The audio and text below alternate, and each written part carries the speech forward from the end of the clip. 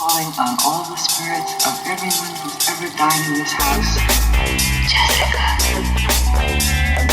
I'm calling on all the spirits of everyone who's ever died in this house. Jessica. Murder, vampirism, cannibalism, drug addiction, alcoholism, sadism, mutilation. How did it end? If it had ended, we would not be here. My eyes, look in my eyes. Come with me. Come with me.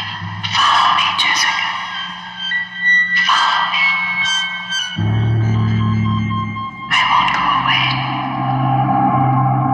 Hey everyone, welcome back to another episode of Sleazoids, the podcast where we go down the rabbit hole of 20th century genre fare, from the most influential canon classics to the trashiest exploitation films we can get our hands on, and invite you to tag along in helping us create a canon of sleaze. Each week is a double feature grindhouse style where we discuss two films loosely related by subject, genre, actor, filmmaker, or franchise, and at the end of each episode, along with our honorary Sleazoids, which you can become by subscribing on Patreon. You'd like to hear us discuss the best Cassavetes death of all time, then you will join the sleaze. Thank you. We decide on all the official ratings and rankings for every film that we cover. Patreon subscribers also get an on-air shout-out and 2 bonus episodes every single month, which we have been doing for almost 3 years now, which is insane. Yeah. There's something like 60 or 70 plus bonus episodes waiting for you, as well as our bonus transmission series where we talk about new release genre films. So yeah, if you haven't made the jump yet, patreon.com/Sleazoids podcast, I'd recommend doing that. And speaking of which, we did have a lot of people make the jump this week, so I got to give them their shout-outs here. So shout-out to Brandon Lilly, Evan Spadani, Drew Mascarelli, Valtteri Serico. Yep, this is the Josh mispronounces your name section of the show. It's my favorite part of the show. Chris. Oh, that's nailed it, buddy. Just Chris. Thanks, Chris. Shen Plus, Turner Barrowman, Dylan Seeley, John Callahan, M. Reddy, Raphael Ambrosius Costo. Incredible. Nice. That's a great name. X-Files and Pizza Fridays. And nice. Emmett Booth. Those are all the new signups this week. Thanks so much, guys, for signing up. Hope you guys are enjoying all those bonus episodes. Yeah, thank you. That's the one plug for the week. The other plug is always Apple Podcasts. If you guys are listening on Apple Podcasts, and I see the stats, I know that you are. I see you right now listening on Apple Podcasts. Scroll down to the bottom of this episode while you're listening to it and give us a good old rating and review down there. It helps us climb the ranks and helps us find new listeners that way. Yes, please. And then the last plug for the week, as always, anyway, it's merch. We've got merch. If you guys like the art that Trevor Henderson, the Toronto horror artist, did for our podcast, yeah, and it's the awesome. Logo that you see on every podcast listener of choice. You can put it on anything: shirts, hoodies, mugs, whatever you'd like. Just general posters. That's right. We're gonna get underwear soon. It's gonna be wild. Yeah, the link for that is in the description, and also at sleazoidspodcast.com if you're interested in merch. But there we go. That's it. The intros are getting long, but that's it. We're done. Welcome back. As always, I am your host, Josh Lewis, and joining me also, as always, my co-host, Jamie Miller. Welcome back, everybody. Welcome back. I think 2 weeks ago would have been the last time you folks would have heard from us, and we would have had special guest Seamus on, who was talking with us for the first time. We went silent era mode. We talked about Robert Weiss. We did The Cabinet of Dr. Caligari, 100 years old. Yeah. From 1920, and then we also talked about his film Hands of Orlok from 1924, about the murderous serial killer hands that get surgically put onto the piano player. Yes. So either way, we had a lot of fun breaking down German expressionist horror with Seamus, and it actually led us into your guys' bonus episode on Patreon for last week, where we continued and we talked about my personal favorite silent era horror film. We talked about Haxon. Yeah, amazing. Just an incredible Witchcraft film. Through the Ages from 1922. And we actually paired that with The City of the Dead from 1960, which was another film about Satanism and witchcraft. Yeah, and kind of has a cool psycho vibe to it by the yeah, a little bit of point. Psycho, a little bit of Hammer horror in there, which separates it a little bit from the silent era horror images of Haxon. Even for the silent era, that movie is pretty nuts. There is some on-screen Wild. baby sacrificing and devil worship and all kinds of craziness. Yep. So again, if you want that episode, that was last week's bonus episode. Patreon.com/Sleazoids podcast. But this week, we have a very special guest joining us this week. He is the director of programming at Shudder, which is a streaming service I'm sure the vast majority of our listenership is aware of. We've actually mentioned it a number of times on the show as ways to check out some of the films that we've talked about. Me personally, I've discovered so many films by just opening up Shudder and being like, what's a 85-minute movie I've never heard of that has a crazy poster? It reminds me of going to the video store back in the day and just looking at the poster and being like, that's what I'm watching tonight. And some of the films we've covered on the show, that was how I discovered Sorority Babes at the Slime Ball Bolorama, which we eventually covered on the show. It's how I watched Castle Freak and Dead and Buried and all kinds of some of the smaller films that we've talked about. Next of Kin, we paired with The Shining. But needless to say, Shudder, it's a very great service, and we're very excited to have the director of programming of Shudder join us today for this episode, Sam Zimmerman. Sam, how you doing? Great. Thank you for having me. What a delight to be invited, and what a delight to talk about double features. I think it's kind of you don't get to talk about them that much, let alone do them that much. I watch a lot for work, but rarely in any sort of thematic or smartly programmed way, because recreational viewing flies out the window sometimes. Absolutely. No, when we initially came up with the idea for the show, I do a little bit of work in film exhibition, and we do some rep programming and stuff. So part of my idea was, every week people get to program their dream rep double feature. Right. So speaking of which, obviously, we have the guests bring on the double feature with them. So Sam, what two films have you brought with you this week, and why do they pair together? So I brought John D. Hancock's 1971 gem, Let's Scare Jessica to Death, and I brought John Huff's 1973 haunted house, in my opinion, all-timer, The Legend of Hell House. Amazing. And I brought them, I'm interested to hear and go back and understand how guests choose theirs. I wish I could say that I was thinking programmatically about them and how they pair together, but I was actually thinking kind of selfishly when you guys invited me, and I started thinking about a great double feature, and especially movies of this era. I realized that if someone were to ask me my favorite horror films of the 70s, of course it's a longer list, but kind of instinctually my first two thoughts are Let's Scare Jessica to Death and The Legend of Hell House. These are two movies I really adore, and I watch a lot, and I think about a lot, and I haven't watched them together. And so I sort of was curious to go down a road of what does that double feature mean, and what can it tell me about my tastes? That's cool. And why I love them both so much. And, of course, I think maybe this can happen when you're watching two things in conversation with each other at any point. But of course I saw similarities and differences and parallels, and of course opposites, and things that I really like about movies. And I'm not surprised I love these two movies so much, even though they feel different. Definitely. Well, and both are good examples of kind of like maybe not films that people would immediately jump to mind when they think of 70s horror filmmaking, but are ones that do feel emblematic of them in a lot of different ways. And I was especially Absolutely. taken to rewatching Let's Scare Jessica to Death at how it predates so much of what are sort of like the classic 70s horror, and how much it reminded me of so many of those movies, while also coming out before many of them. So we're excited to jump into this, and I think we're going to start out here because we like to do most of these chronologically. So we're going to start out here with Let's Scare Jessica to Death. I'm still here. I'm in your butt. No! You want to die, go on. You want to die. Leave me! Will you be quiet? I'll hear you!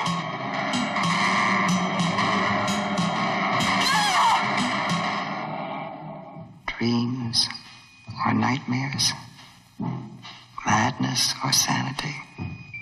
I don't know which is which. Let's scare Jessica to death.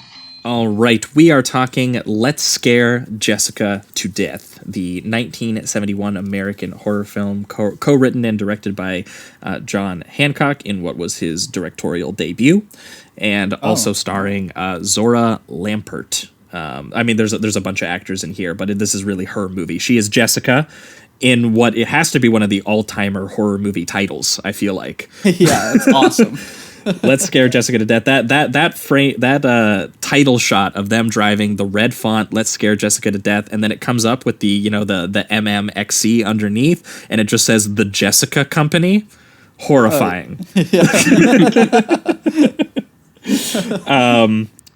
But very broadly, Let's Scare Jessica to Death was, I believe, originally envisioned by the writers as kind of like this a movie about a bunch of hippie kids who are kind of terrorized by a lake, by a monster.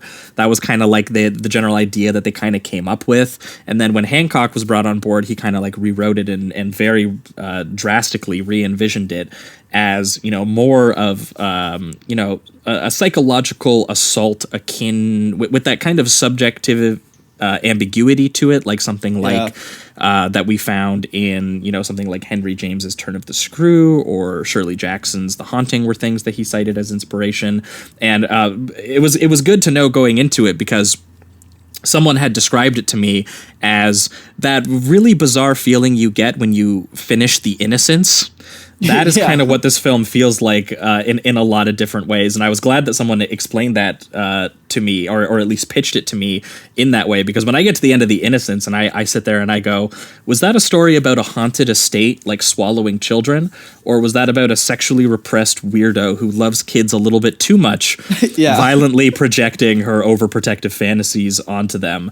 And this movie has a lot of similar sort of questions where you're like, is this happening? Is Jessica projecting this? Is it a combination of the two where elements of real life are taking a toll on her psychological state and her imaginations and feelings are just kind of doing the rest for you? It also seems to express like how important it is for Jessica to be believed in the sense like in what she's seeing. Like we have that scene where they first get to the house.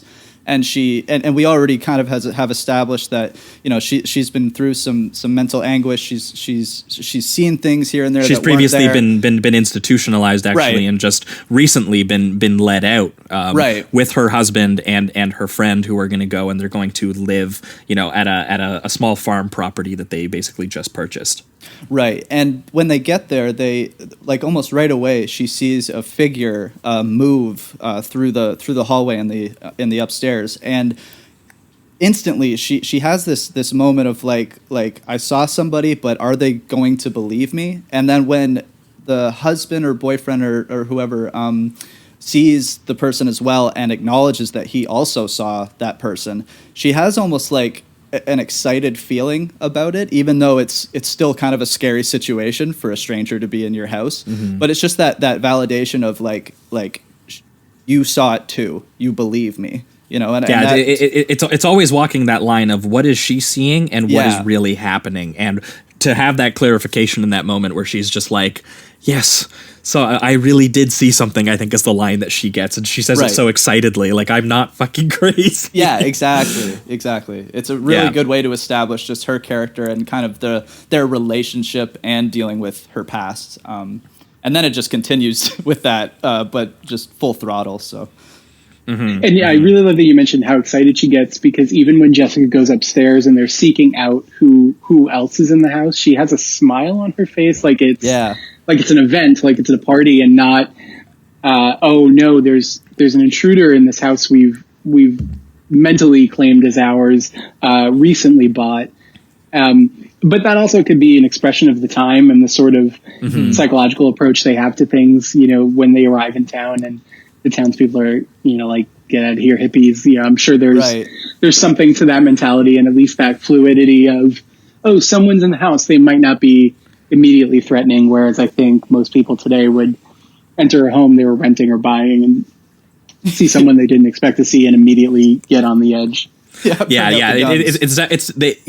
Hancock definitely kept the idea that these are meant to be sort of, more open, sort of hippie style characters who are, it feels like kind of like the end of the 60s era brought into the more kind of like paranoid 70s era a little bit going on there. There's a really great image very early on when they're just driving essentially to the place, because it kind of opens us like, with there's a bit where it opens kind of like at the end of the film with the boat sunset and Jessica sort of establishing, really beautiful. I can't believe shot, just too. what happened, yet I have to believe it. And then she's talking about dreams and nightmares and madness and sanity, and it's a good mood setter.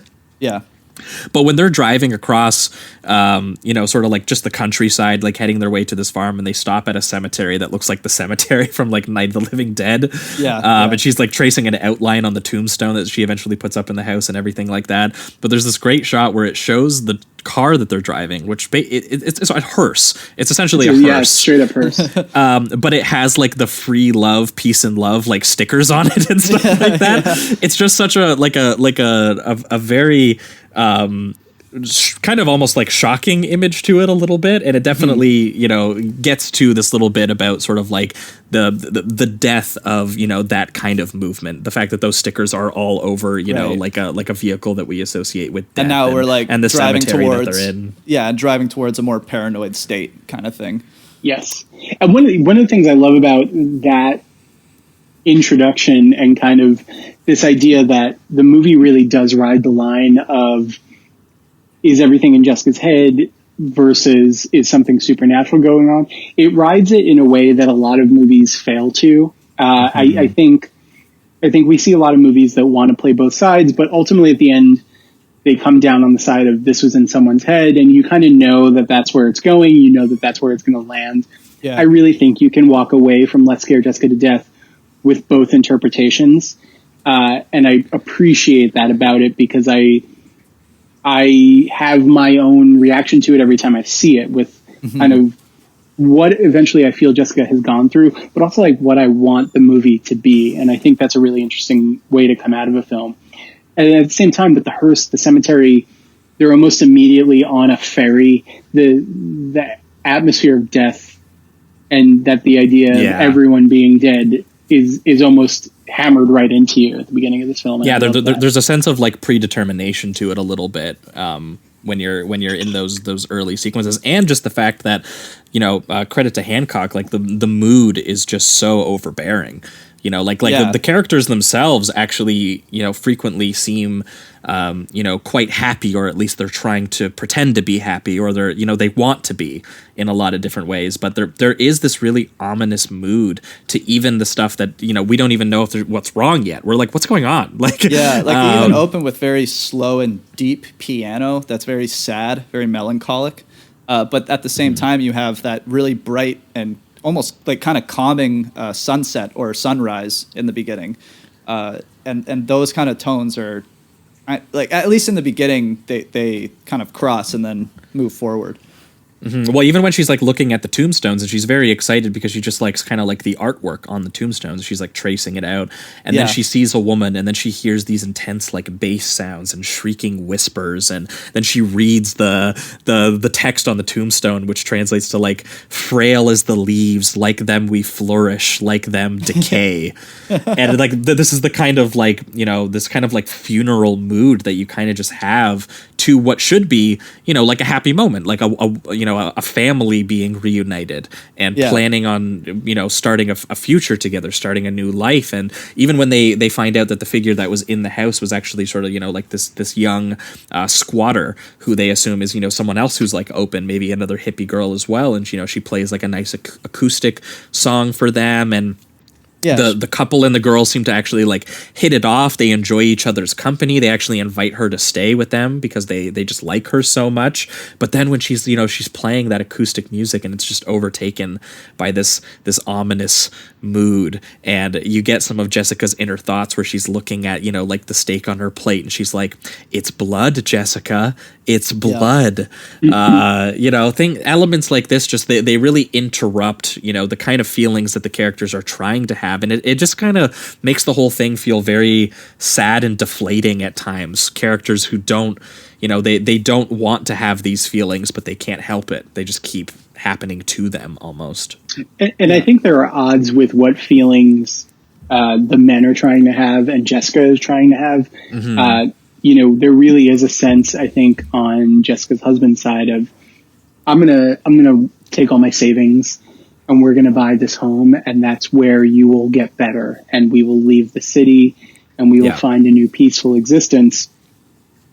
Not realizing that in itself kind of isolates her. Even there are these moments where she's starting to get sick again, or as he perceives it, she's starting to get sick again. She's like, the doctor is all the way back in the city, and not helpful, not at a helpful distance.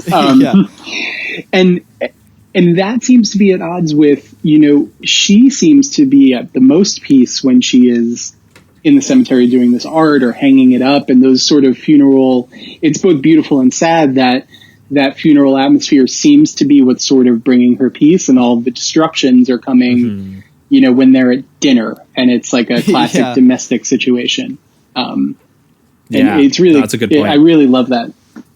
Definitely. Well, yeah, and it comes up too, like, when they're trying to enjoy, like the countryside itself, when they're like swimming in the cove, and she's supposed to be in this sort of like normal small town sort of like scene that she's having, and she can't help but just feel like something's off about it. Or one of the creepiest ones for me actually is that when she goes into town, and there's this really piercing sound design as she's going to the local farmer who's got chickens, this chicken coop, and she's just trying to buy some eggs. And this is should be just like a lovely small town scene of where the new people who have moved in, she's going to go buy some eggs so that they can have a nice breakfast the next morning. But the way that it's filmed by Hancock, it's just the overpowering sounds of the screaming chickens and the focus on like the fencing, and a simple scene of someone just buying eggs is kind of terrifying. Yeah, and then you get that shot of really after she goes out where the car is, and all of the people, the townspeople, you get these crazy close-ups of them just staring at her, and it's nothing more than that. So it's just this constant paranoia feeling that she gets, and then she asks, like, and this kind of sets up, the kind of twist that comes by the end, where it's like, why were they all wearing bandages? So that scene both establishes more of her paranoia, but then also establishes kind of like something is slightly going down in this town that's off, something weird, something strange. So it kind of it sets her brain up to focus on something else as well. You know what I love about that scene, or at least right before she comes out from getting the eggs, and all the old men townspeople are bullying her husband. It's so surreal to watch those guys act. Like in any other movie, it would be like rambunctious 16-year-olds like sitting on someone's car, but they're all like 80-year-old, like 70-year-old, like old town dudes, and they like even push him a little bit in like this very like small way. Yeah. And it's eerie because it's kind of surreal and funny. Like it's even when he goes into the store and he's like, "Do you know where I could sell some antiques?" And the guy's like, "Even if I did, I wouldn't tell you." And he's like. Yeah, like, why? Everyone in this town. For sure. Yeah, it reminds me a little bit of like that sort of like small town paranoia vibe you get a little bit in something like Dead and Buried. Yeah. Yes. Where it's like there's a history here that we're not really privy to, but all the kind of locals are in their own way, and they one of the shopkeepers gives her like this spooky monologue about how this is like a flower of evil or something like that, and she looks at it and she's like, how can anything this pretty like be evil? It's just old is all. Like she's even trying to have like a good attitude even though the tone is screaming at her that something's wrong. Yeah, I think that's part of her trying she's so drawn to it. Yeah, is kind of what I love, and I think even with the photo in the frame, when they go to the antique store, she doesn't want to sell this photo of the dead family that lived in the house, and I think that is an accompaniment to her cemetery art and to this whole atmosphere of death, and that's what she is drawn to. And of course, there's like if the supernatural aspects of the film are true in the story, they're sucking her in, they're drawing her in, they're seducing her in with that. But I do think that is a part of this. You know, she sees this, and that everything dead is kind of what she is being called to. Yeah.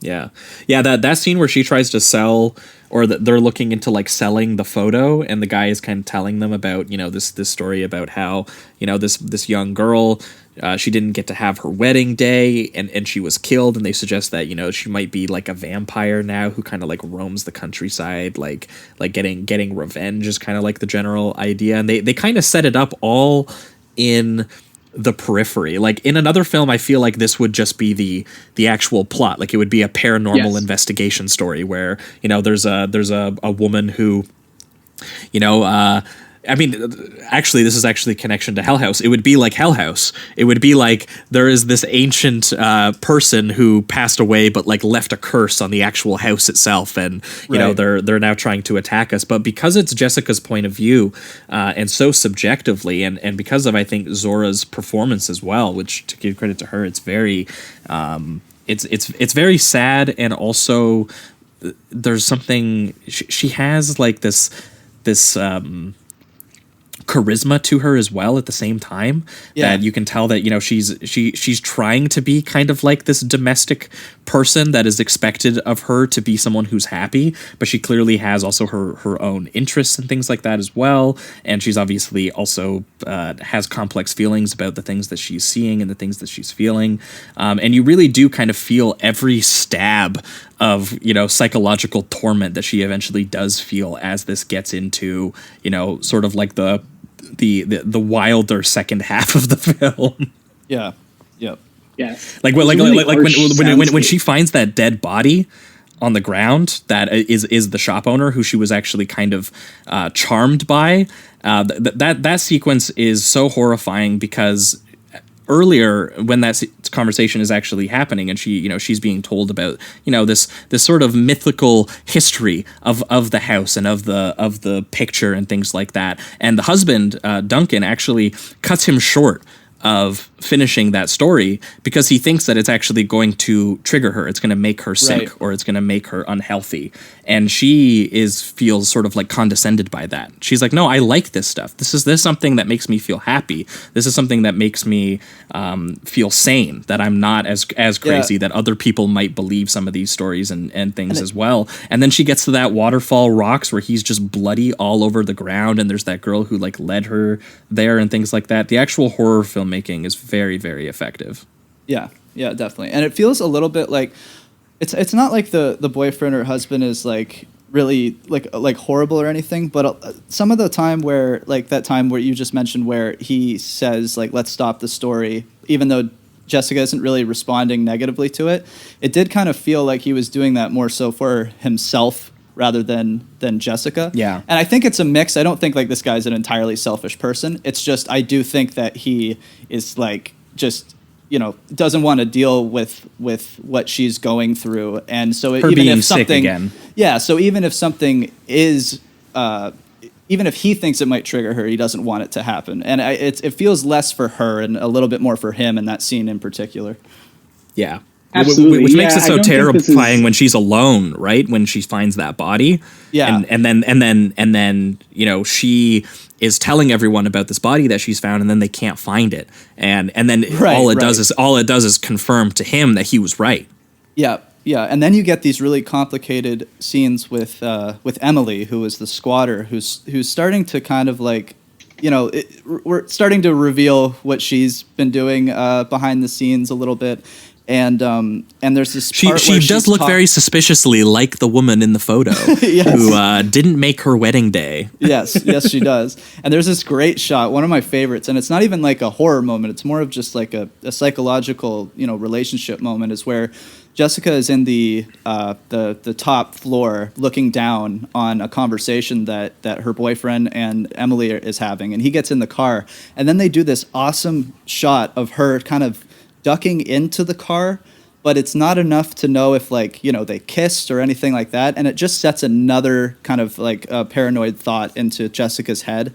And I just thought that was a brilliant way to shoot that, just from her point of view. You don't see the kiss or anything like that, but there's just these implications that something else is going on, and that was really cool. I liked that a lot. Yeah, it definitely gets at that feeling that she is sort of at a distance from, some of these relationships that are going on in front of her, and that it honestly feels very kind of like achingly lonely as even just an entire movie in that way, the way that they film that kind of stuff. Yeah, sure. I think I think that characterization is absolutely correct, and I think the soundscape really helps that, because the score is incredibly harsh, but also there are so many films where you will hear voiceover and it's almost eye rolling. It's like a patch. This, I think it works really beautifully because it takes you inside Jessica's head and then also confuses you when she starts hearing Emily or Abigail Bishop kind of talk to her, because it really puts you in a place of not knowing whether Jessica is actually hearing this or speaking to herself in her head like this, because they've set up so beautifully that she is consistently in conversation, in her own thoughts, in her own head. She is someone isolated even within herself. And I love that. And all of those moments of her alone and watching and thinking just really get at it. And the camera work is just so immediate and like it feels imbalanced being with her, because everything is sort of on shaky ground. Right. There's I think there's that one part too where it's really focused on her inner thoughts. I think it's when she's attacked, I think, in the water, and she runs home. She just starts hearing like voices pretty aggressively, like more aggressively than we've heard throughout the film. And it's starting to say things like, what have you got to live for? You want to die. You'll never get better. I'll never go away. And it's that's where it gets like really confusing, just with it, like for the audience and for her, because it feels like she's talking to herself, but it also feels like, these thoughts are unnatural. It's something that isn't really her telling her to do these things or feel this way. It's something that's completely out of her control. And then you get those great shots of like the wind, taking up the stencil work that she did on the tombstone, so she's reminded of death as she's going through this mental anguish. That scene is really, really great. Yeah, it definitely does walk that line of making you wonder, like, is Emily a vampire who is seducing these men in her life to make them part of this, sort of like culty town? Or is that happening an extension of some of the feelings that she's having towards these people? Like, is she just jealous of, the sort of flirtatious interactions that Emily seems to be having with her husband, Duncan? And are those feelings then of jealousy and anger at, that actually manifesting into the reality that she's feeling at that point? And it kind of walks that line for you.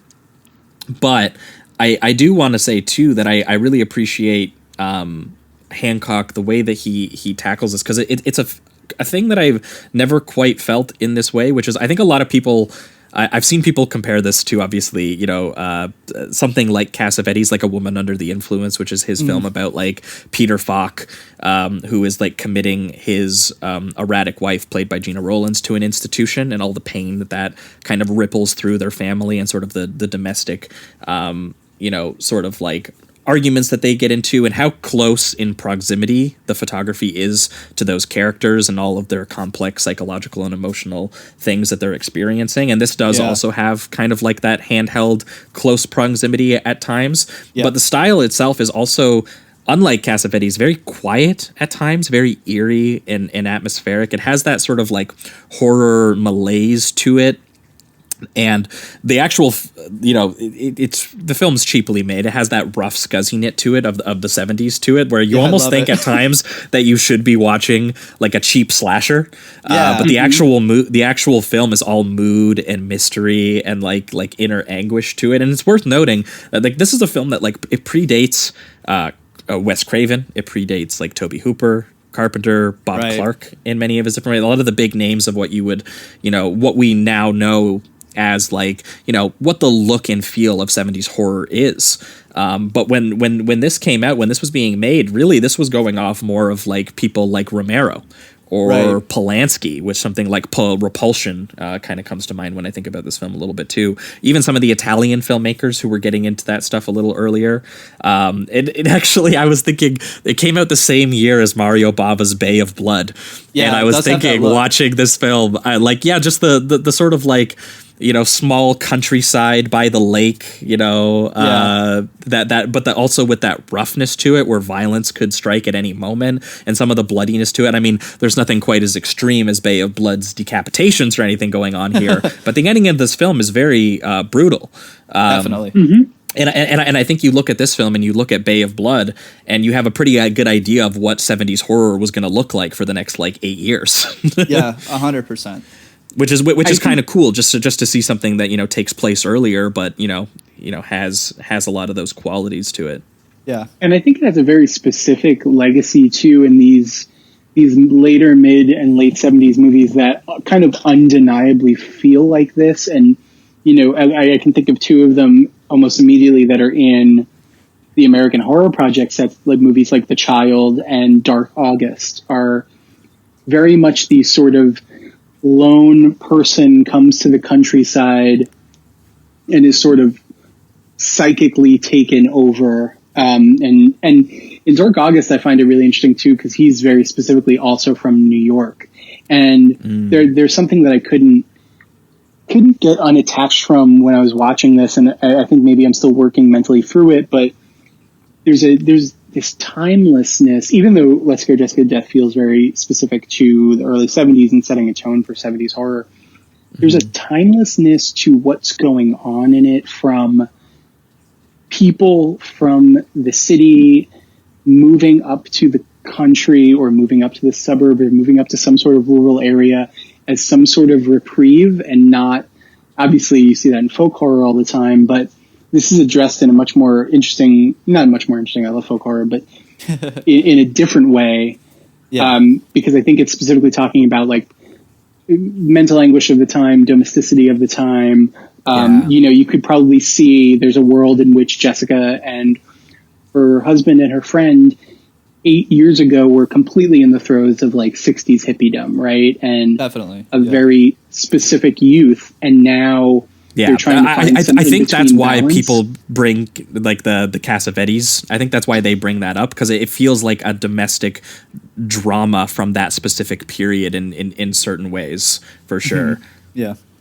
I think that's why people kind of come to that. And also Zora was literally just in his opening night as well. That helps. Yeah, definitely. That helps too. But yeah, no, but I think that's spot on, that because that makes the horror elements to me kind of scarier and more intrusive. Yes, it feels absolutely. like it feels like they're more unnatural in this kind of setting. Especially again, when she starts losing it and she's hearing the voices telling her that she wants to die, there's a combination of we're thinking about some of the nice domestic scenes where they're going swimming, where they're eating. There's these sweet melodies that play. Yeah. And then sometimes the sweet melodies will continue into when the pounding drums kick in and she starts having, these horrifying visions and about things being in her blood, and then the ticking clock going off and the combating parts of her mind expressed physically. That is something I noticed, that the score itself is really dynamic, and it really tracks what's going on throughout the film quite well. And in that dynamic, you're right. It does a lot of it'll have these really droning and melancholic pianos, but then have something lighthearted, but then have that go over something where the paranoia starts. And yeah, I found the music to be just a really good touch of just kind of putting you in that tone and setting you on the ride. It was it's blended in the same way that her psychological state is, and how it's exactly. It has the same dynamics. Yep. Yeah, the push and pull going on there. One of the things that really struck me when I rewatched this was, I think one of the most effective things about the film and about setting up Jessica's character as sort of isolated from everyone else is Zora Lampert is unreal in this movie. Her performance is incredible. She's also putting in such a different acting style than everyone else. Yeah. Duncan, Woody, Emily's character obviously has to ride this line of being sort of ageless, but also very present in her like fluidity and hippiedom.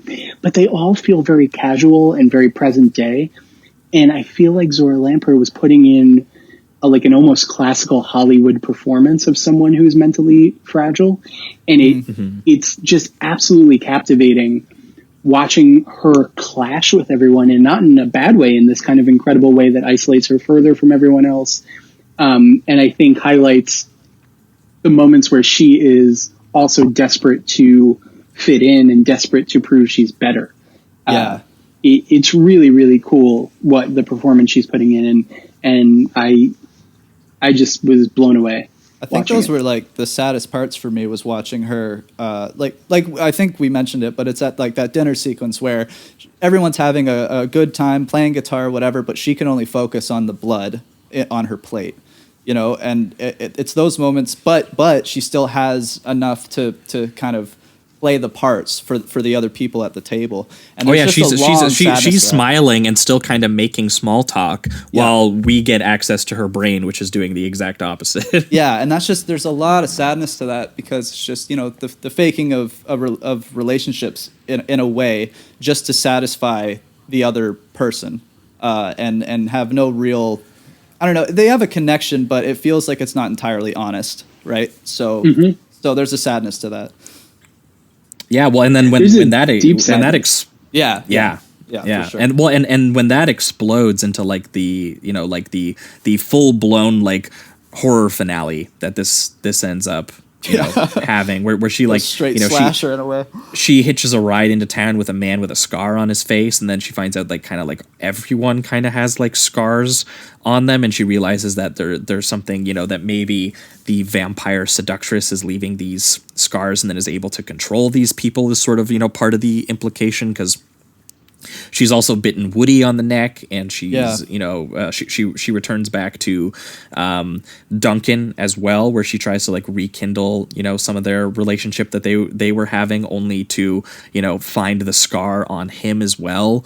And there's like, you know, there's the shots of the candle and the tombstone drawing, like blowing in the wind, and she's trying to be like, it's not real, it's all in your mind, Jessica, like just live the happy domestic wife, that's all it is. And then Emily is popping in with the knife, and the whole town is in her room, and she's like running through the house and knocking over, like Rosemary's, you know, Duncan's Baby style.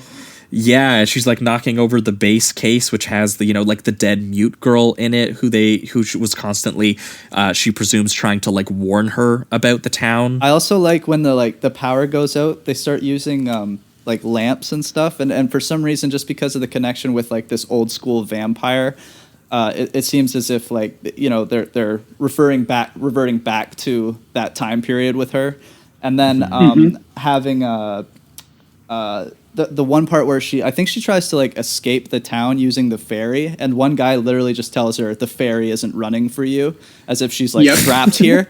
And so that was also really, really interesting. It's like the town took on its own, you know, it always had its own kind of persona with the townsfolk and stuff, but now it's holding her there as well. Not just like, it's instead of telling her to leave, it's holding her there for more, you know, use of her, in a sense. Completely. I think that kind of comes back around to, even then just getting on a ferry in the beginning feels so symbolic to sort of like crossing.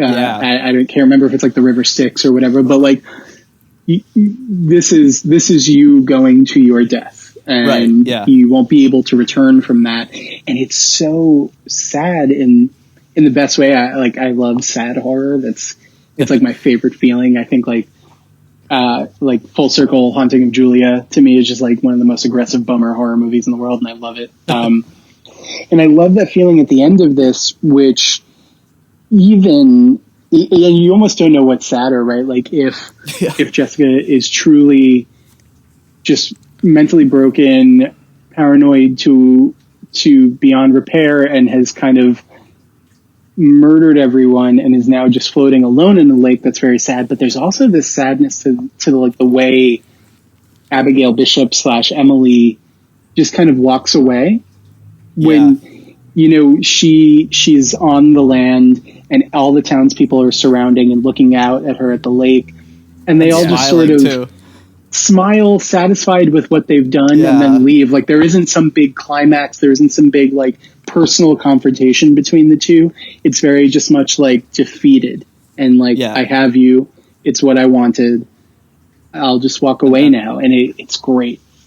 Yeah. At that point, you just think, okay, they're like successful. We scared the shit out of her enough that she killed all of her closest friends that we were annoyed about anyway, because they were out of towners. Yeah. Yep. Like that bit when she finds Woody, she's trying to get Woody's attention on the tractor, and his like throat is just slit, and the moving tractor just kind of keeps going on a POV shot while she's chasing it.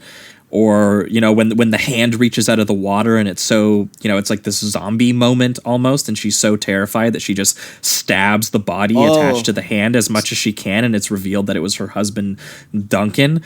And oh my God. Speaking of the lake, I love that moment where Emily rises from the water in the dress. So powerful. And it's it's so great. And I love that he keeps the shot of like just the still water at first and actually has her rise out completely. It's just it's really cool imagery, and it also is awesome to connect with like how she was kind of seeing that blurred image of Emily underneath the water.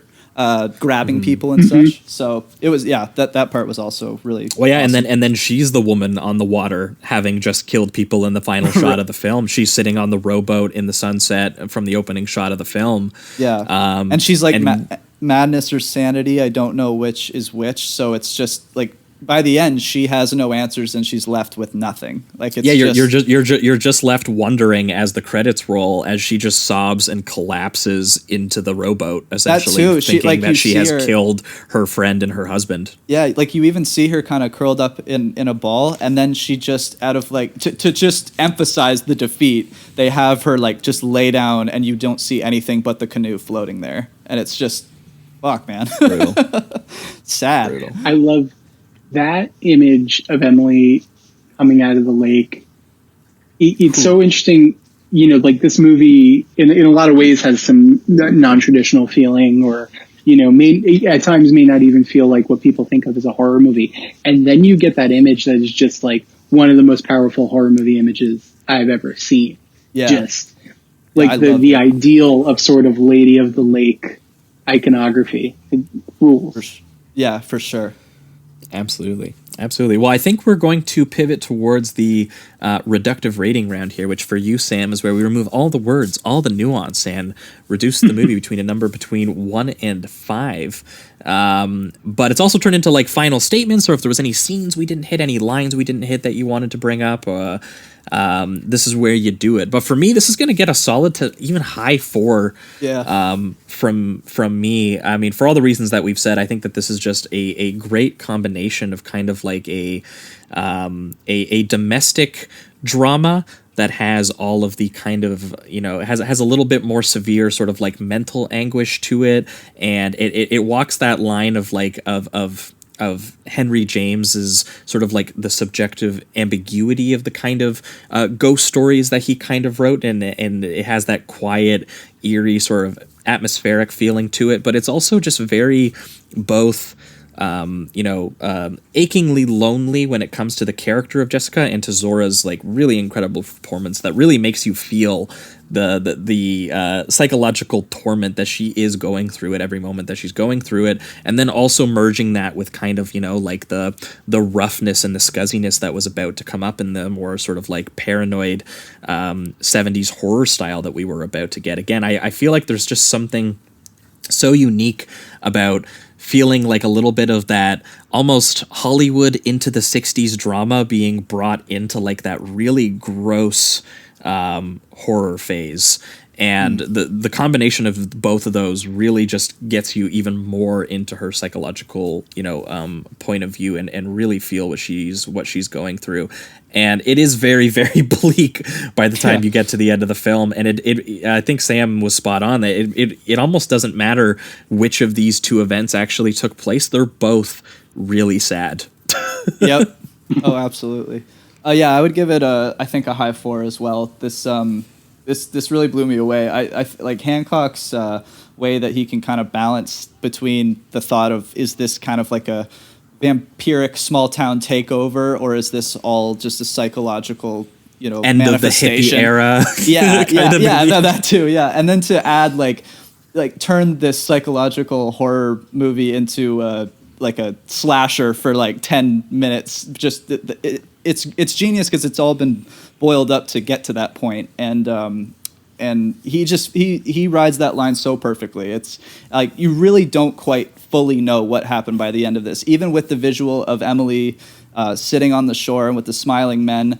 There's just something about Lampert's performance that gives off some like this agony that can't quite even be like tangible. It's like it's something that you could only feel in a sense. So yeah, this was really amazing. I was really blown away by this one. So yeah, I'd give it a high 4.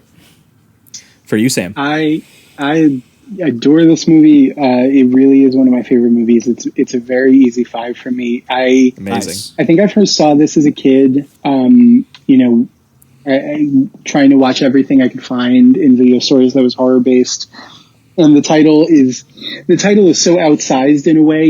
I think a lot of people even heard this title without having seen the movie and are very aware of it. And I remember not being really drawn to the movie as I was watching it, but not totally getting it, especially at that time, considering everything else I was watching, and probably much more focused on kind of more in-your-face style and in-your-face blood and all that kind of fun stuff. And just every time I revisit it, I appreciate it more. And, I don't know if I grow with it, but I certainly feel this movie feels adult in the best ways, and not in a stuffy way, but in really like its concerns are adult. Yeah. And I love very it. Mature. I feel like I grow with it, or like grow into it every time I watch it. And especially this last time, just being completely blown away by the performances and by the sort of teetering edge it leaves you on of just going, it doesn't matter what interpretation you walk away with, because both are sad and longing and creepy in all the best ways. And then even if you go with the supernatural route, it just has all of like my weird little comforts of like a land and like the soil and the house and negative energy just flurrying around the town. And, this one figure sort of stalking the countryside and seducing everyone in a very 1800s dress, rising out of the lake. Like even those sort of like surface comforts of the genre are present. And I love it. I absolutely adore this movie. Yeah, I love the moments where it'll take a break to like observe the sky or the water or the trees or the location. You do get something kind of like elemental out of that a little bit, where these are physical things that should be immutable almost, like unlike our minds, which are very easily disassembled. Yeah, I also like the contrast between they use that sunset or sunrise shot twice. One in the beginning where it kind of sets a tone of like it's mysterious, but there's also kind of a calming presence to it. And then we get the same shot, but at the end, knowing everything that happened prior, and you're just left with absolutely no peace of mind at all. And that sunset it almost appears. I don't know. It's almost ironic that the image is calming, but the actual events were very chaotic. Yeah, absolutely. So yeah, it was awesome. Really liked it. Hell yeah. Well, that'll wrap it up for Let's Scare Jessica to Death. We are going to be right back, and we're going to be talking about The Legend of Hell House. I don't accept this. I do not accept this!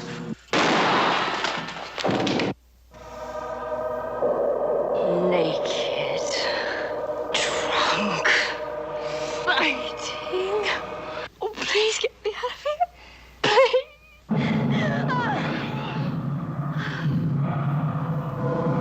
Florence.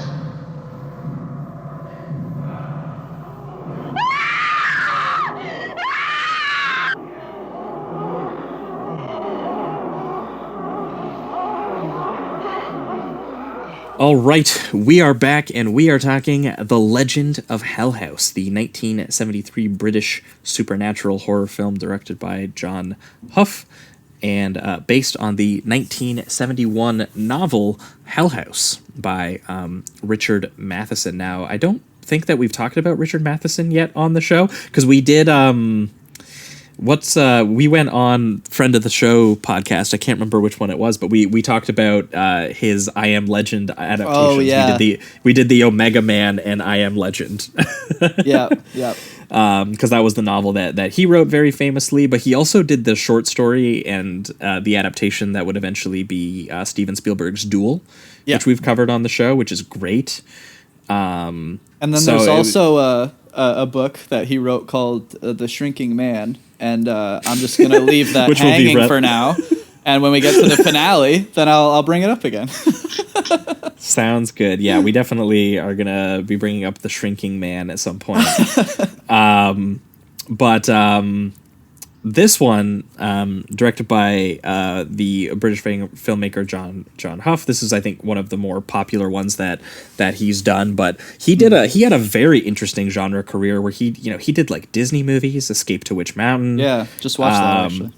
He shortly before his Disney movie, he did Dirty Mary, Crazy Larry, which is like one of the it's a Peter Fonda road movie, but it has one of the most insane, dark, bleak endings I've ever seen to a movie. Which is great, and obviously that was like big inspiration on something like Death Proof. We're also gonna next week we're gonna be talking about it. But previously, before having seen this, I also saw a movie he did called The Incubus, which is John Cassavetes versus a shape-shifting rape demon monster. Yeah, shot in Toronto, really which strange. obviously being Canadian boys, we have to talk about any Toronto shot movies that we can. Absolutely, even the ones with crazy demon rape ghosts or whatever it was. That's right. Especially ones with crazy but very loosely, Legend of Hell House is about a sort of like team of both physicists and psychic mediums investigating this house, also known as Hell House, obviously, but it also has a couple other names we'll get into. And because the previous owner in the house, it is suggested, has possibly found the secret to life after death, whether that is like literal life or whether that is just, being able to survive as some sort of spirit that is haunting a place. The characters are going to kind of find out throughout the film, but they are hired by a millionaire who, wants to live eternally. If that is possible, and whether this previous millionaire actually figured that out, or if people are just superstitious.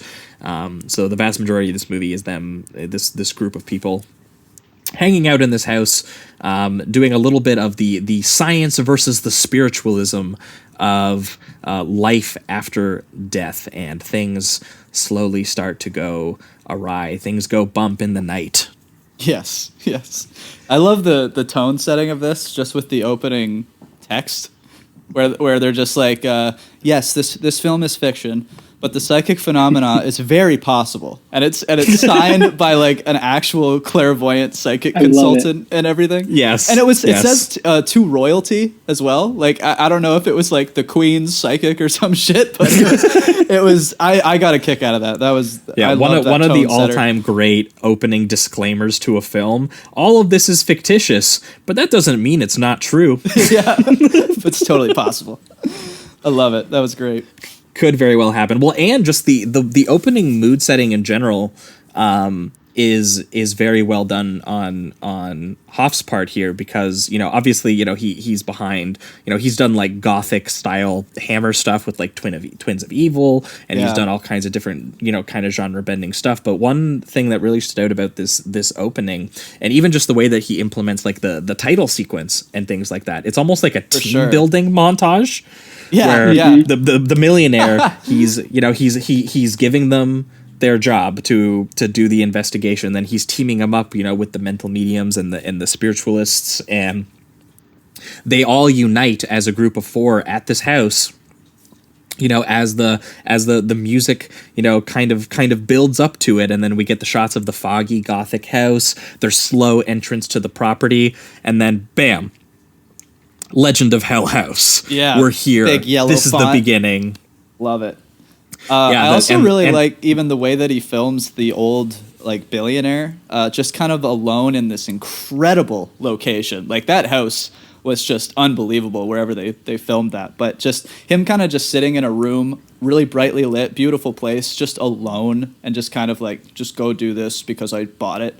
You know, just to express that like just pure loneliness that he must be feeling, but probably due to his own actions in life. I just like how he filmed the first 5 minutes of this like lone billionaire. I think we'll certainly get into this as we talk more about the film and escalation of The Legend of Hill House. But my absolute favorite thing about this movie is that John Huff and Alan Hume never, ever, ever, ever waste a shot in this movie. It is one of the best examples of two people working together and knowing exactly where to put the camera every single time. It's insane. Yeah. Every confrontation, every bit of exposition, Roddy McDowell, the train going by him in such a sort of grand way in his introduction, everything feels dynamic in this movie in a way that kind of blows my mind, because it's also not showy. It's also not like precious or ornate in a way that I think we've been conditioned to, know what like a stylish filmmaker is. Like this movie is just unreal stylish without calling attention to itself, and it blows my mind. Yeah, I agree. Yeah, I love when they first approach the house, like the low angle wide shot looking up at the imposing house and the fog on the ground and like the black cat running by and everything like that. Like he has a really good, in everything that I've seen so far from him, he does just have a really good sense of mood for him. And he does do, like some really solid camera trickery to like do that. There's some sudden cuts to like some wide angle lens shots of rooms. There's like split diopters going on. There's like ceiling mirrors and very fluid dollies and things like that. One of my favorite shots was actually when they just opened the front door to the old mansion, and it's just their like silhouette in the door and the light coming from the doorway just opening up the hall, and it's just very cool, very ominous. There's a real mood to it, and I loved that. There's a lot of that. As they enter the Mount Everest of haunted houses, as they put it. And I love that it delivers on that. This movie's vicious, and it's one of my very favorite things about it.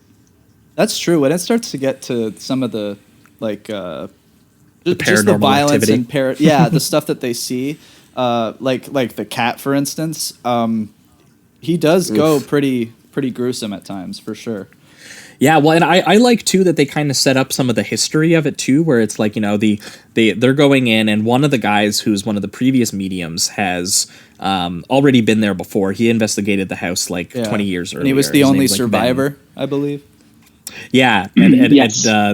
And they say, do you have something that you want to tell us about, the owner? And he's like, what's to tell? The house tried to kill me, and it almost succeeded. So, and his whole thing is he's the physical medium. He's the one who's supposed to let the house take over his body and use him to move things and things like that. Right. But he is actually closing himself off, and this is from Richard Matheson's story, because he thinks that that's more dangerous. Is that he doesn't even want to let this house access him in any way, even if it will help the investigation. He's just so terrified of it. Meanwhile, the other medium, who's supposed to be sort of like the psychic or the spiritual medium, she starts having her body possessed, and she goes through some crazy things where she's having the voice speak through her. Later on, she has sex with the ghost spirit and willingly goes along with it and things like that, because she thinks that it's like the dead millionaire's son who is not at peace because he never had sex, I guess is the idea. Yeah. What I like too about the way they do the voice when they do her deep demon voice or whatever, I'm not 100% sure, but it sounds to me like they don't actually ADR a different demon voice. What they did was they took her voice and then lowered it down to kind of create this she's still using her voice to do it in a way. And I like that because it also leads to it kind of has that confusing element where the physicist is trying to just prove it as like a physical phenomenon, and that's it, just pure scientific. The mediums are doing the more spiritual element. Electromagnetic science will exercise this house. Yeah, exactly. And then her using her actual voice but pitch lowering it just kind of goes in both realms, where it's like she could be faking this, I guess. It's pretty demonic, but maybe. But then you also have the spiritual side where it's like, this is, I mean, very supernatural, clearly. And I just, that was a cool design, audio design choice, I think. Mm-hmm. It is. I really love the mixture of the phenomena that happens in this movie and in this story. I love 70s haunted. There's something about the feel of 70s haunted house and haunting stories, especially out of the UK, you know, when you think about like the Stone Tape and people who aren't like cool ghost hunters, but they're people who generally want to understand what's happening. There's a lot of like knob turning and research and kind of tapping into the atmosphere of something. And I love that it's 3 different versions of that coming together in this movie. And it's Dr. Barrett, who is a parapsychologist, and it's Fisher, who is a physical medium, and Tanner is the mental medium. And if she, of course, starts to manifest physically, and it all preys on them in different ways. I love movies about kind of hotbeds of negative energy. Of course, yes, it's stemming from Emmerich Belasco, but he sort of built this home, this kind of, you know, monument to horribleness. You know, if you go by all of the fun things that Roddy McDowell lists when Dr. Barrett's wife asks what's happening, what happened in this house, and he just starts drug addiction, drugs, alcoholism, cannibalism, necrophilia, and he's just like boom, boom, boom, bestiality. and then she goes, "When did it end?" And he goes, "If it had ended, we wouldn't be here." I love everything about this. It's funny to talk about this movie in a way that tries to sound intelligent, because I just love it so much that I get hyped when I like think about all the moments, and I start to sound dumb because I'm just like, I love this line, and I love this sweater, and I love this camera move.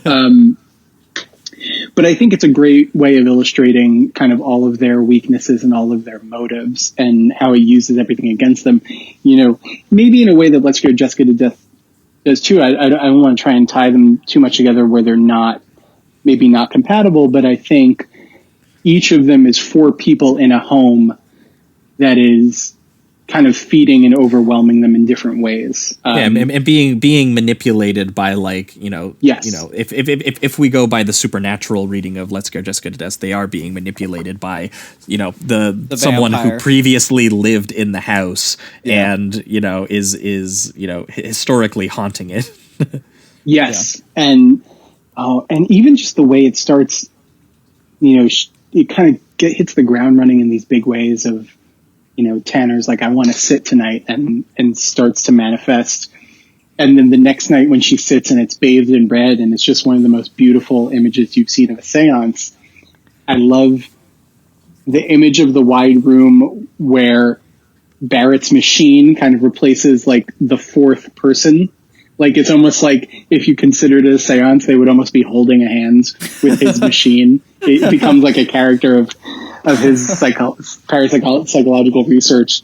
And then it just builds the most beautiful images of Pamela Franklin bathed in red and kind of manifesting ectoplasm. And I don't know if there are cooler images in a supernatural haunting movie kind of period. Yeah. Mm-hmm. Well, I also really just love the house, like the set itself. Absolutely. Like the cobwebs and the wood furniture and very classic haunted house. Absolutely. Yeah. So much of it's just like such ghastly decor, like old style millionaire stuff. Like there's one bedroom that's just covered in like red velvet walls. Yeah, I think it's where I think that's who. The female psychic stays too, because that's where she has all her, like, I think that's where she has her sex scene, and she ends up having kind of growing a odd relationship with the entity and stuff. Mm-hmm. Yeah, when he's deceiving her. As and having Daniel. that, like, having that ghost sex scene in that like red velvet room is something too. Like there's an odd, because she's loving it first, there's this like odd I don't even want to say romance, but just the imagery itself kind of speaks romance, and then she starts screaming and things go awry. But yeah, I felt like that. There's that Red definitely a Velvet Room weird is sensation effective. there because she is definitely like welcoming the spirit as like I'm doing something good and romantic for this spirit. Yes, that's her. right. That's her read of it. Even though she's being manipulated into by the spirit, and she doesn't just quite know it yet. Right. Yeah. Yeah, and she is very kind of what I love about how it comes for Miss Tanner is you get the sense.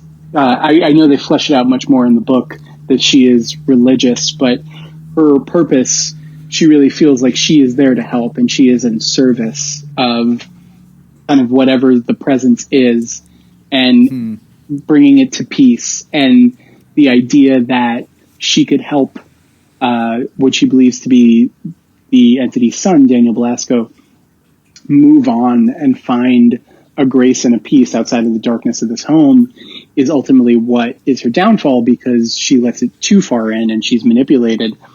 And it's a really kind of tragic, kind of beautiful aspect to this very creepy movie that doesn't take, and maybe it was before we kind of got conditioned to a certain type of scare, like what a certain scare meant in a haunted house movie.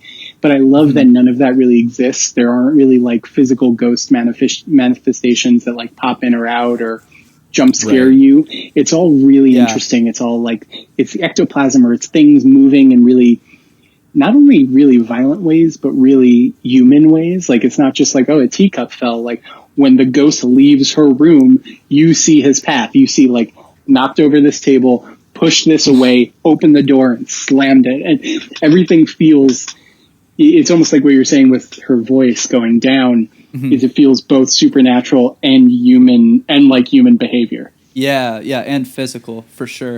And I think there's also like a tragedy to her character where she seems like the only one that really wants to help what she believes is a spirit that's kind of just lost in the ether or whatever. Whereas like the physicist, he's purely just trying to solve it scientifically, and he's also very cold as a person. The wife of the physicist seems to be also a skeptic, and then she starts to get into some weird sexual possessions, which we'll get to.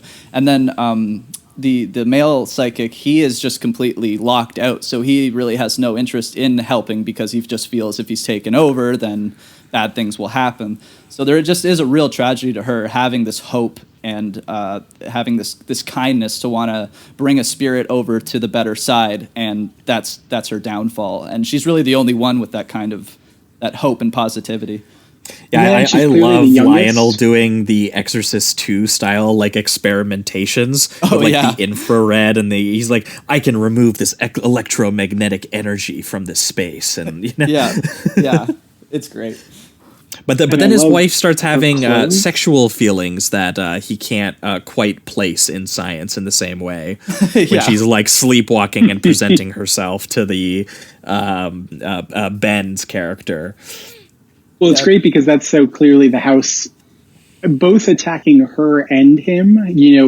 His coldness and research. You can only imagine how it translates to their marriage, and what she's not getting, and kind of that moment when she yells at Roddy McDowell, like, someone better touch me, or I'm forgetting the line exactly, but it's some sort of, mix between supernatural takeover and her very raw feeling of clearly how she's treated in this marriage, or how he treats her as a person. And that's an incredible moment too. Just her coming down the stairs and trying to seduce Roddy McDowell supernaturally. It's very creepy and feels very loss of control. And this film, like Let's Scare Jessica to Death, hits close-ups in really incredible ways and really understands how to get across. And especially in that moment when she is in such psychic distress and she's like drunk, fighting. Yeah, no, that line that she gets, it's touch me or I'll get someone else to. Yes.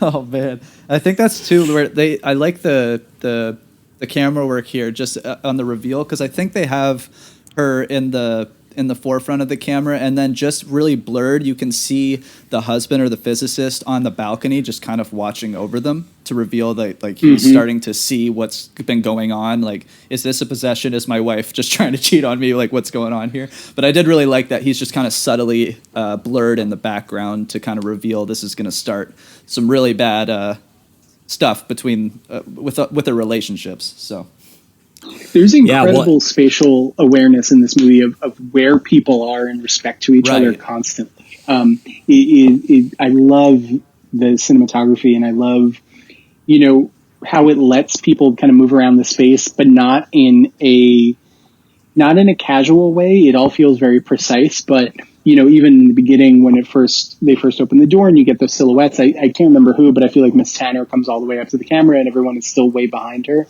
And it's just so cool how everyone gets framed in this film.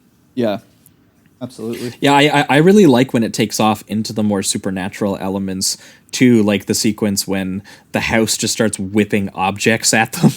And like slamming the table around, the fireplace is like exploding. That was sick. And things like that. Like that sequence is intense, but also there's one that's like the bit with the bat from Suspiria, but it's like the cat. And it's just like keeps like whipping around the room and like attacking her and stuff like that.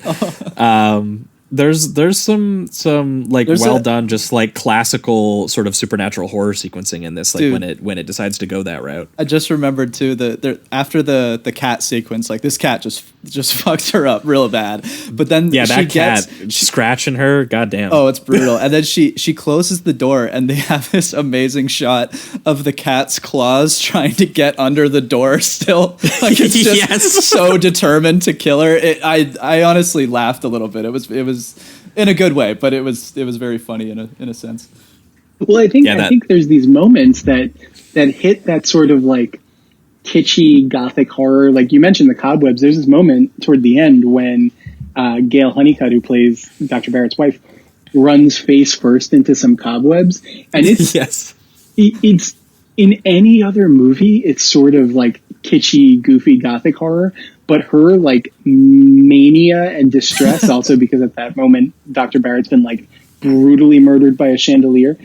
You just feel bad. You're just like, oh, now she has to deal with this cobweb in her face too. Bad day. Yeah. It's great. Well, I love and this all kind of like leads into, obviously there's like, the supernatural things are happening and it's really scaring, basically everyone involved. They know that something strange is happening, but Lionel is convinced that, this machine that he's building will be able to, attack the demons. Yeah, it'll be able to attack this energy that exists inside this house. Everyone else is, especially the two women who are there are basically being brutalized and possessed in these very sort of like strange and people are getting a little maniacal and getting a little wild, but as it gets to sort of like the climax where they find there's a hidden chapel inside the house, and they're like, well, what the hell is sort of like this going on here? And the underground bunker kind of looks like the underground bunker in like Prince of Darkness. And the sort of psychic medium here is actually, I think she's eventually like crushed by a crucifix, and she also tries to like break the machine because she doesn't actually want them to murder the spirit, because she thinks again that the spirit is just the millionaire's sort of like misunderstood young son. Right. When it is eventually revealed that it actually is the millionaire, but he's just pretending to be that. He's pretending to be like a different spirit to every single person that he's kind of presenting himself to. He's really a physical spirit, but he's also gaslighting everyone at the same time. It's like a combination of both of those forms of horror. It stays the whole time. Yeah. Oh my God. And then obviously Lionel is killed by the chandelier, so it's really just his wife and Fisher, the physical medium, who are kind of alive at this point, and both are determined at that point that they really need to follow through and get the house clear. Yeah, and because then get it's the just fuck out of there. it's accumulating a body count, you know. And what Fisher kind of realizes is actually that it's a combination of both the science and the spirit that is happening here. That actually Lionel's machine would work, but the reason that it didn't really work is because the chapel was kind of closed off, and the chapel is actually where the actual body and the spirit are sort of like manifesting a little bit. And this moment, I gotta say, this is my first watch with this film, which I think is important context. This kind of blew my mind in a way that I wasn't prepared for. That he shit talks a ghost. Yes. But how he's shit talking the ghost and what the ghost's motivation has been this whole time. And also the way that this is framed as like Fisher's manhunter moment, where it's like he's Right. like it's you and me now, sport. Like, you did that, didn't you? You son of a bitch. But like it's that moment where he's solving the mystery, and it's done in sort of like this monologue exposition where he's putting the pieces together on screen with his brain right in front of us. Yeah. And what he has actually figured out was that Belasco, who, you know, it was rumored, you know, that he was this roaring giant, this 6'5" man who had the face of a demon that had taken on some human aspects. And, you know, his house was, he sort of used his money and his strength to impose, you know, all of these sadistic perversions, you know, onto the group of people in his house, and all of the cannibalism and the vampirism and the necrophilia and everything that he wanted to get done. That was how he did it, was he terrorized people into kind of having these very violent orgies at his house. Yes. And that's what we know about up until this point. And then Fisher goes, what if he was short? and he pieces this together by going, all of the violence that has been directed at us has been shattering, mutilating, or taking revenge on legs.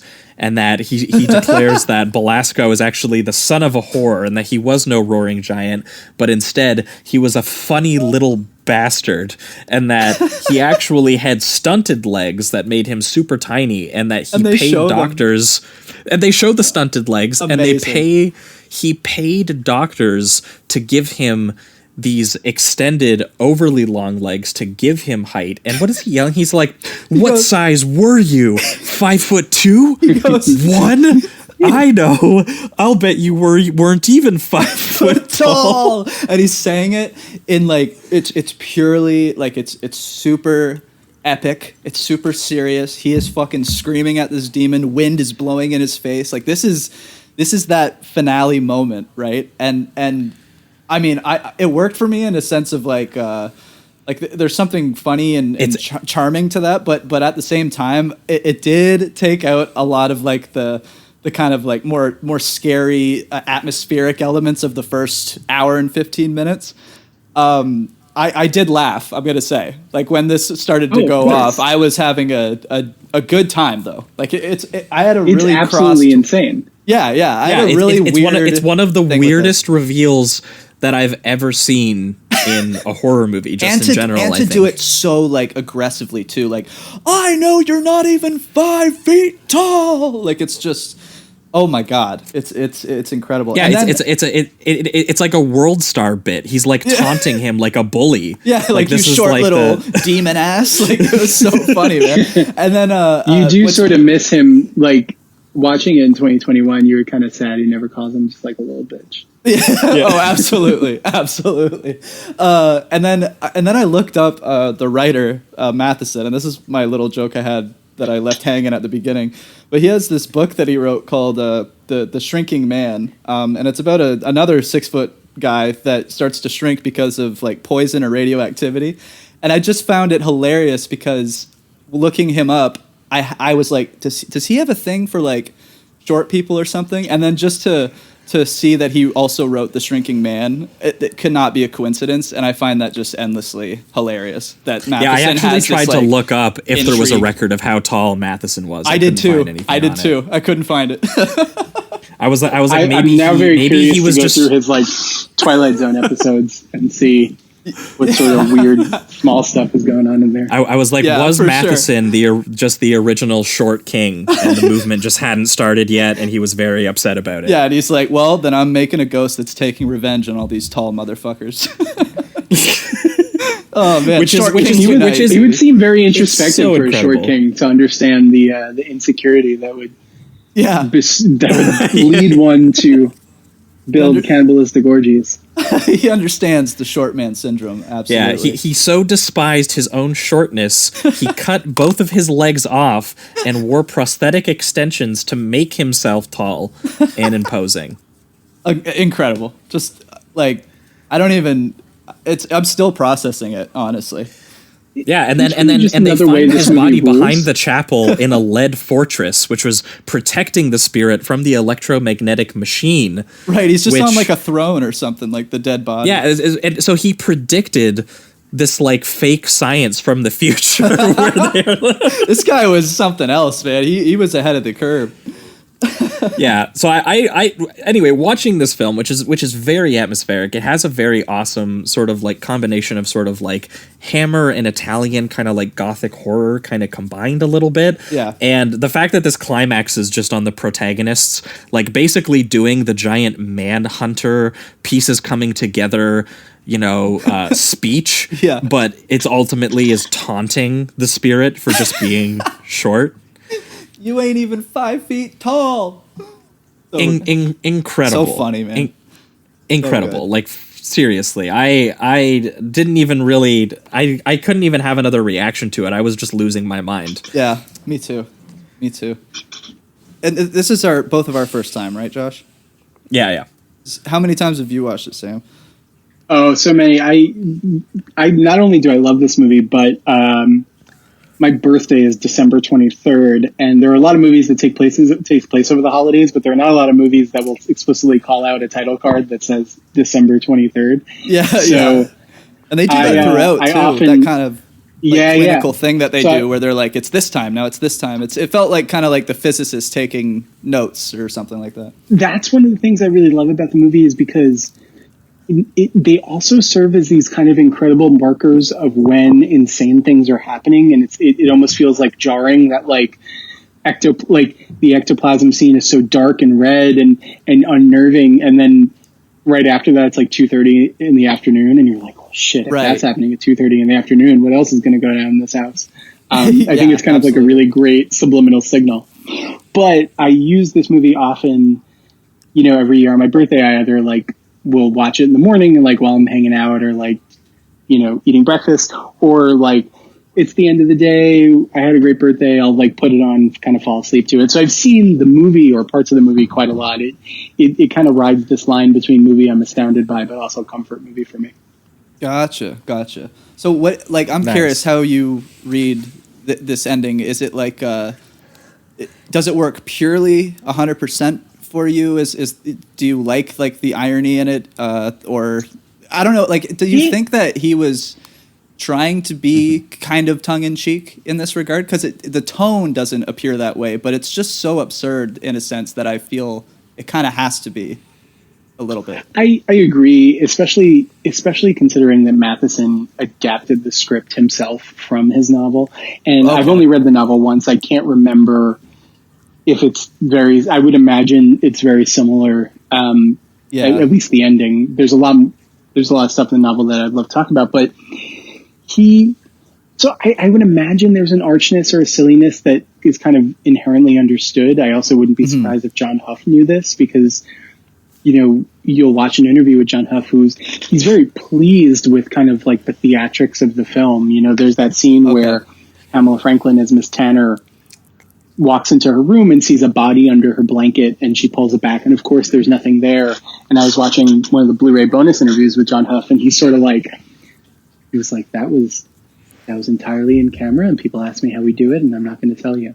He's just like delighted by the trickery and the magic that they put into this movie, and he loves the cinematography. And he talked about like him and Alan Hume working together, and he's just like, we loved having a busy camera and just working so much and achieving these shots. And it really shows kind of, I don't think they were taking the piss, because I think they're really proud of the movie and they're really proud of kind of everything that went into it. But I certainly, you have to understand that, like, having Roddy McDowell scream at a ghost because he's short is inherently silly. So yes, I think maybe years ago there was a point where I was like, I don't know if this totally works for me.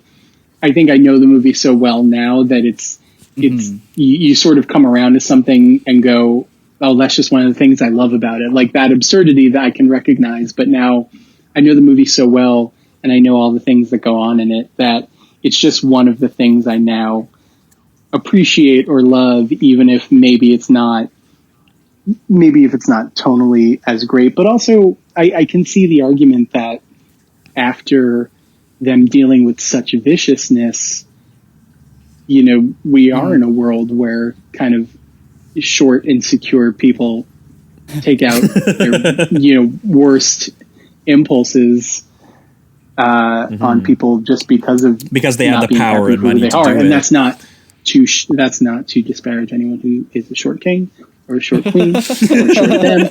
God bless you. I want you to be happy.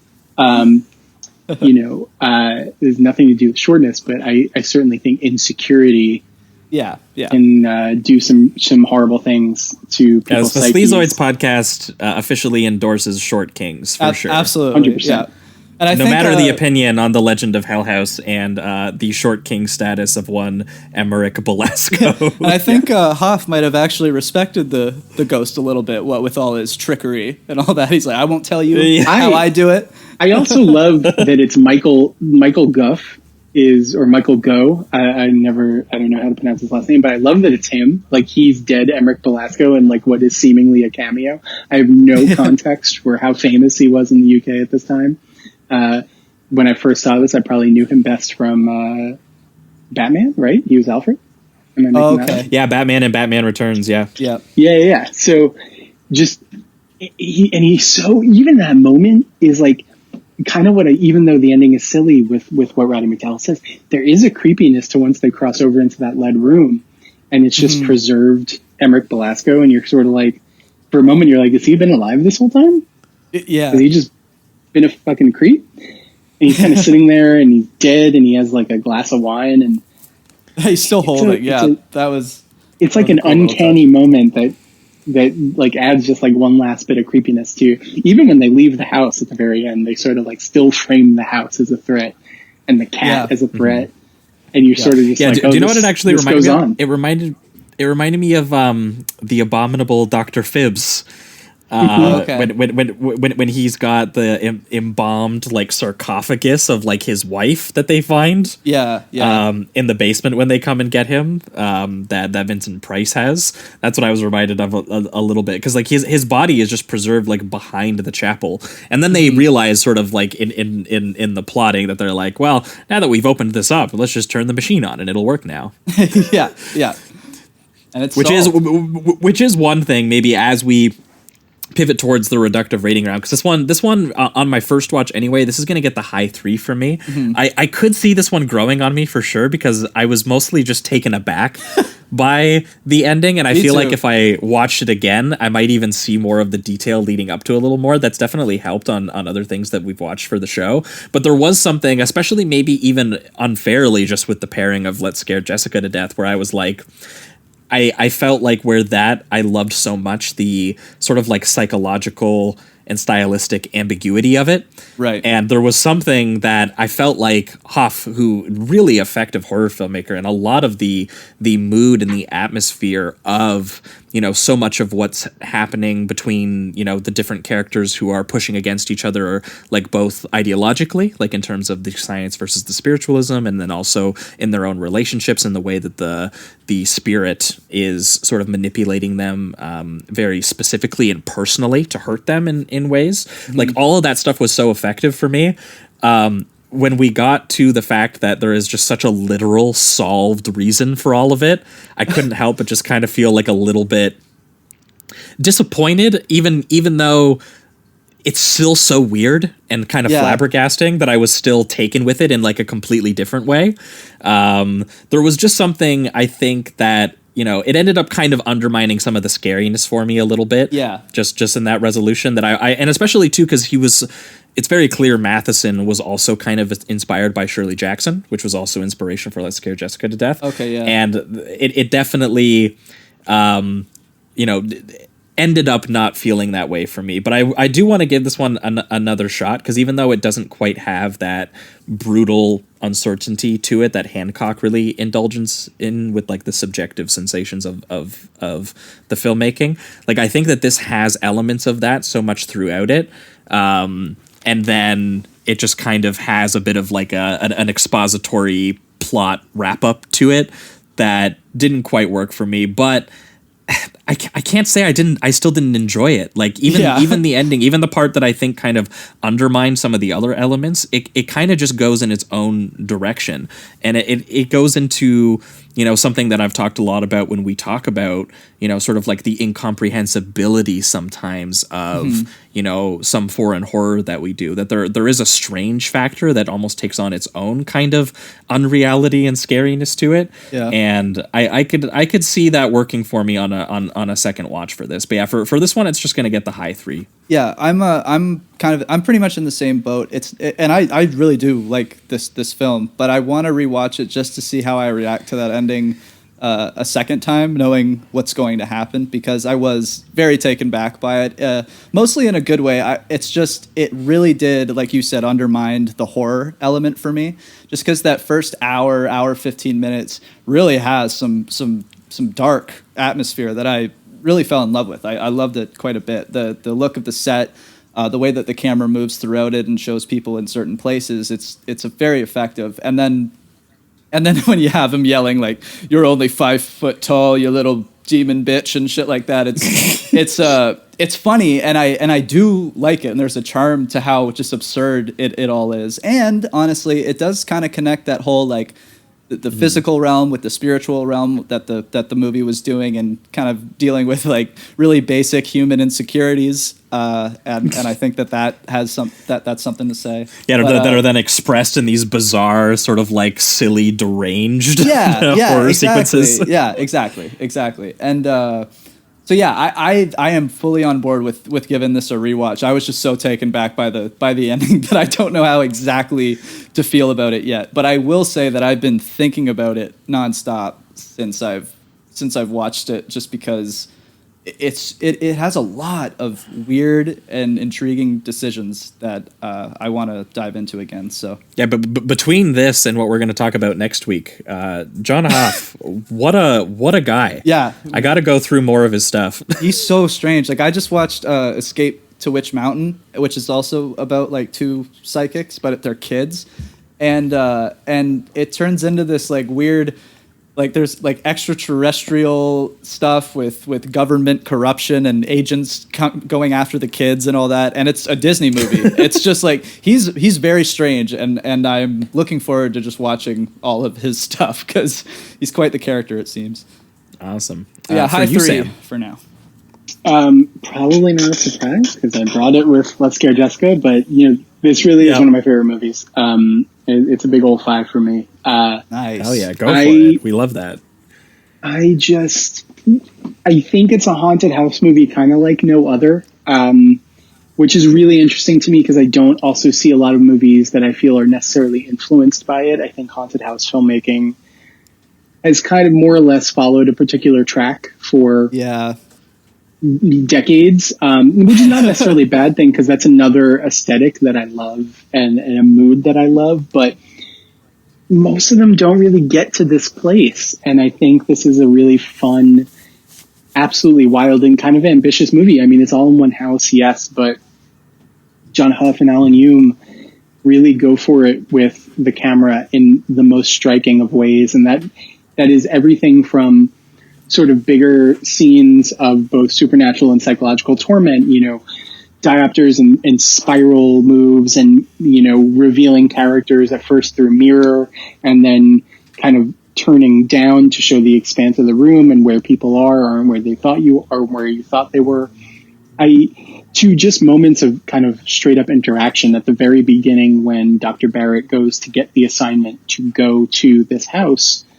Him and that millionaire framed in this like tilted, very confrontational kind of close up of both their faces at each other, and it's really dynamic and really exciting, and I love that about this movie. I just love the ambition of kind of like, we're not going to waste a moment. Like, everything you see is going to be performed in a really fascinating or interesting way, is going to be shown to you in a really kind of freaky, dynamic, moody way.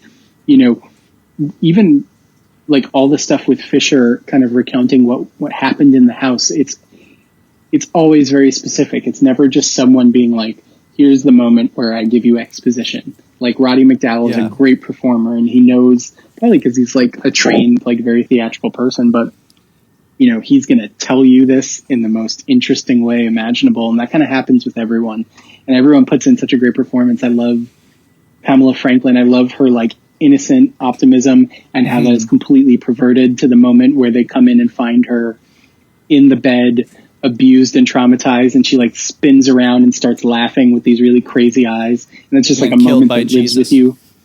Yes. Oh yeah, like the cross on her. Even that manages to like be tragic. Like all of the deaths like manage to be like sad and tragic, and like we've seen a million things where like chandeliers are threats, and it's a trope, or it's like a kitschy moment now. But when you see Dr. Barrett underneath it, it's vicious, and it kind of is just like, yes, you're used to that as like an idea that this could happen to someone in a movie, and maybe it'd even be funny. But in this case, it's brutal. And I just appreciate that about this movie, and I love it. I love it. And also, you know, it's my birthday movie, and I love that. And I love the book, and I really highly recommend. I need to read the book. Yeah. I don't remember it as well as I wish I did, and I'm probably going to reread it this year. But one of the things that I love about it is it's still all in the house, but it's a bit more expansive. You get a lot more of the short Fisher talking about what happened the previous time. And like some of what happens with Tanner and the ghost that's seducing her kind of brings her into another time period in moments. So you get brought into these like sequences and scenes of Belasco House at its kind of peak of like, you know, depravity and banquet. There's some really cool moments that 100%. I really do think that as much as I love this movie, there's certainly another adaptation to be done of this that kind of adapts more of the stuff that kind of floats in and out of time, but also it gets pretty grotesque. Like it really takes you to Belasco House in its gnarliest days. That was what I read. I read that the novel has like some very explicit descriptions of like the kind of stuff that they were doing in the house. Okay. 100%. It's brutal. It's awesome. I love this book. I love this movie. And I really enjoyed watching these together, like, and just thinking about, hey, these are two of my favorite movies. What are their wavelengths, and where are they different? You know, it's really interesting to watch a movie that is as exacting and precise as Hell House in its movement and in its sequence and in its composition, and then watch something like Jessica, which feels a bit more fluid and a bit more immediate, and not necessarily on the fly or improvisational, but certainly unpredictable. Definitely.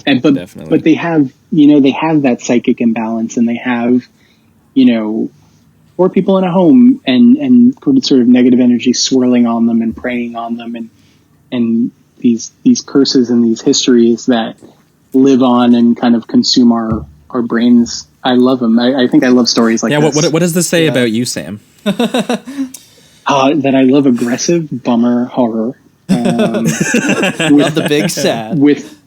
With fantastic clothes, because like Hell House, the wardrobe, like from Roddy McDowall's turtlenecks to Pamela Franklin's like big sort of religious almost dress to Abigail Bishop's dress in Let's Scare Jessica to Death. I mean, I love clothes, and I love clothes in movies, especially, you know, there's a kind of great age of 70s horrors, you know, it's so much less casual. It's so much less like normal everyday people or like teens, or, you know, it's always people in like great jackets and great sweaters and great dresses. And that captures my attention probably quicker than anything. Which is, I don't know what that says about me, but I'm a close horse. Hell yeah. All right, well, I think that's going to wrap it up for this week's show. That was Let's Scare Jessica to Death from 1971 and The Legend of Hell House from 1973. Thanks so much, Sam, for joining us and bringing these films with you. These were great. This is usually the part of the show where if you've got anything to plug, we have you do that here. Sure. My everyday is Shudder, is Shudder.com, is streaming service Shudder. I am the director of programming there, which means kind of I program and curate everything from our catalog and our old school library titles all the way up to our originals and exclusives. And this year, I mean, we had an incredible 2020 and 2021 my whole goal is to be unignorable. If you are into the genre or care about the genre at all, I need you to take an interest in what we're doing, and I need you to take an interest in what we're doing. And I think our programming slate and our films, both what we're producing and what we're picking up and what we're adding, will really reflect that. So I hope wherever you are, if you're listening, if you're in Canada or the US or the UK or Australia, you will check Shudder out or subscribe. We just added a film called Hunted, which is one of my favorite horror movies I've seen this past year. It's a really gripping survival horror that also kind of upends the ideas of survival horror, or at least takes them to a more mythological place.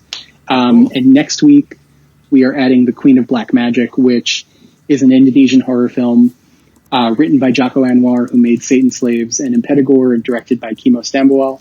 It is, I mean, like the platonic ideal of like goopy, gory, creepy, crawly, straight up fun house horror. There's like centipedes out of eye sockets and demon witch shit. It rules in like every conceivable sense. Like if you are craving like a Friday night pizza horror movie that will like make you cheer but also freak you out, I promise The Queen of Black Magic is going to be one of the best things you see in quite some time. I am so excited about this movie. I love it so much. Sounds good. Awesome. Well, we're going to be checking those out, and we can recommend Shudder too, because I mean, anyone who listens to this show, you can probably find at least a third of our catalog at any given time, probably on Shudder at some point. I mean, sometimes Jamie and I will watch the actual films we're talking about on the show on Shudder sometimes, so we can definitely recommend it. Yeah, I just looked at that Hunted poster too. Looks pretty. Oh wild, man, so, we adore it. And sorry, I did just want to say, like, just because I imagine like the folks who listen to Sleazoids are down with more obscure stuff and want to discover stuff. Next week we are adding the kind of legendary 1993 Anthony Wong Category 3 horror, The Untold Story. I think it's the first time it's streaming. It's like one of the most notorious, absolutely great Hong Kong kind of horror movies, also true crime, also darkly comedic. It'll be in the US, it'll be in Canada as well. It absolutely rules. Amazing. I'm really proud that we're having it on the service. So. Okay, well, I'm going to watch that for sure. I'm watch listing right all now. These. Can't wait. That's awesome. Amazing. Well, for our listeners, we are going to be back in 1 week's time, which, bouncing off the Legend of Hell House and both John Huff and both sort of like clairvoyant psychics, we're going to be talking about Brian De Palma's The Fury from 1978 with Kirk Douglas and John Cassavetes, sort of his unofficial Carrie sequel, which some really bombastic operatic filmmaking, which we will get into on that episode. But anyone who hasn't seen The Fury and doesn't know how that movie ends, please watch The Fury and see how that movie ends. You'll enjoy that episode. Yeah, you'll enjoy the ending at the very least. So.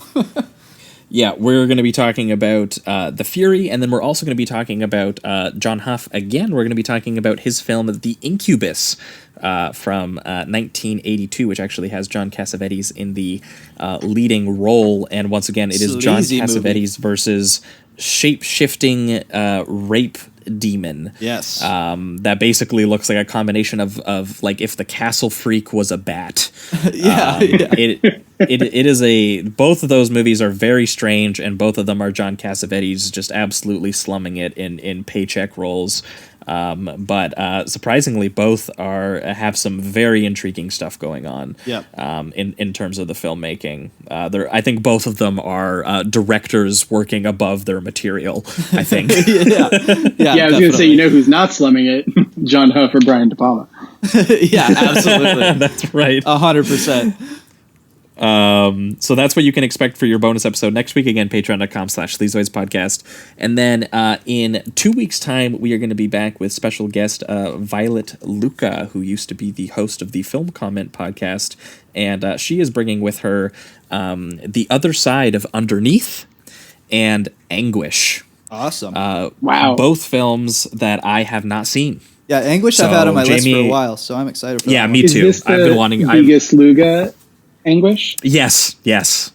Wow, man. Well, Viola Luca is so cool, and I'm very excited to listen to that episode because I think she is incredible. But, oh man, Anguish, I'm so excited for you guys to see that movie. Yeah, I'm stoked. Very Yeah, excited. that one's been on my watch list for a long time, and I just haven't got around to it because I knew we'd eventually do it on the show. Yeah, I do So, that thanks sometimes to too, where Violet. I'm like, I'm going to watch this movie, but I know we're going to do it in 2 months, so I just wait. That was definitely one of them. Definitely. So that's what you guys can expect in 2 weeks' time for your free episode. But that being said, I think that's going to wrap it up for everything this week. Thanks so much, guys, for listening, and keep it sleazy. Keep it sleazy.